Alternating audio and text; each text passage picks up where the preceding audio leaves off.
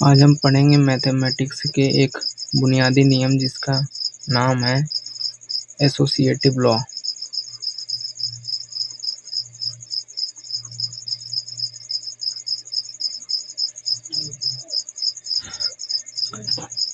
Associative law जिसको बोलते हैं सहचार्य नियम।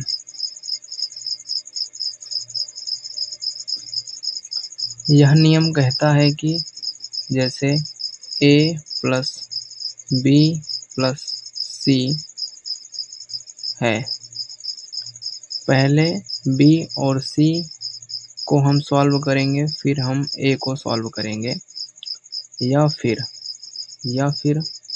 b plus a plus c, या फिर हम पहले a प्लस c को सॉल्व करें और फिर हम b को सॉल्व करें।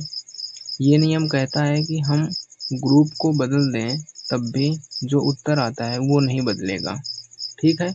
और ये नियम बुनियादी तौर पर कहाँ इस्तेमाल होता है उसको हम अभी बात करेंगे।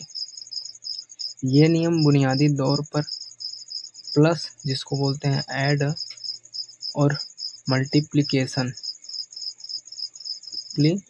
मल्टीप्लाई, ये नियम दो ऑपरेशन पर लागू होता है जिसको बोलते हैं ऐड जोड़ना, मल्टीप्लिकेशन गुणा, मतलब बार बार जोड़ना, ठीक है। इस नियम की साफ साफ डिफिनीशन यही है कि GROU ग्रुप बदलने से उत्तर नहीं बदलेगा, ग्रुप बदलने से उत्तर नहीं बदलेगा।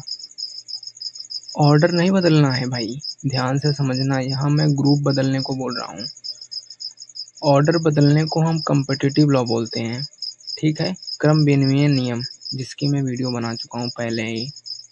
इसमें हम सिर्फ ग्रुप बदलते हैं और ग्रुप बदलने पर उत्तर नहीं बदलता, और दो चीज़ों में उत्तर नहीं बदलता, माइनस सब्ट्रैक्ट में और डिवीज़न में, इन दोनों में बदल जाता है। डिवीज़न और सब्ट्रैक्ट में बदल जाता है, इन दोनों में नहीं काम करता, इसमें काम करता है, ठीक है। ऐड और मल्टीप्लिकेशन में काम करता है। तो क्वेश्चन ये है कि क्या ये हमेशा नहीं बदलता, क्या ये हमेशा ट्रूथ रहता है, क्या ये हमेशा सही रहता है?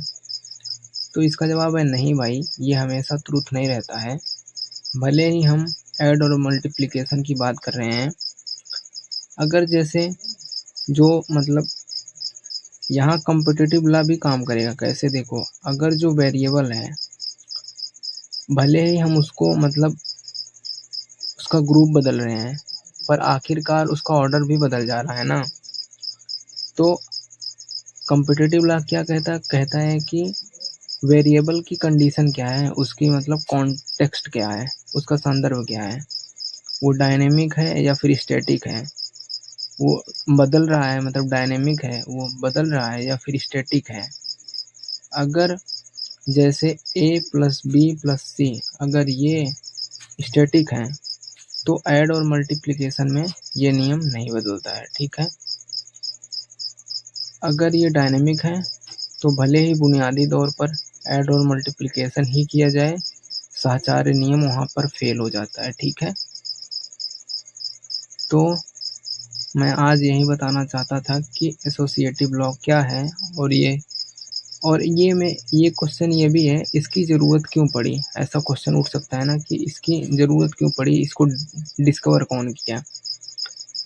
तो इसकी ज़रूरत तब पड़ी जैसे हम कोई भी चीज़ काउंट करते हैं, सॉल्व करते हैं, तो पहले a और b को कहते हैं। जैसे मान लो 3 + 5 + 4 काउंट करना है, तो तुम तीनों को साथ में नहीं करोगे, पहले 2 करोगे, पहले 3 और 5 करोगे 8, फिर +4 करोगे और फिर करोगे 12।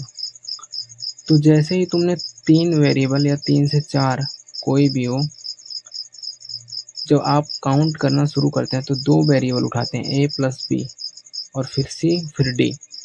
तो ये क्वेश्चन यही था कि क्या पहले हम इसको काउंट करें या फिर इसको, या फिर पहले हम इसको काउंट करें फिर इसको, क्या उत्तर बदल जाएगा।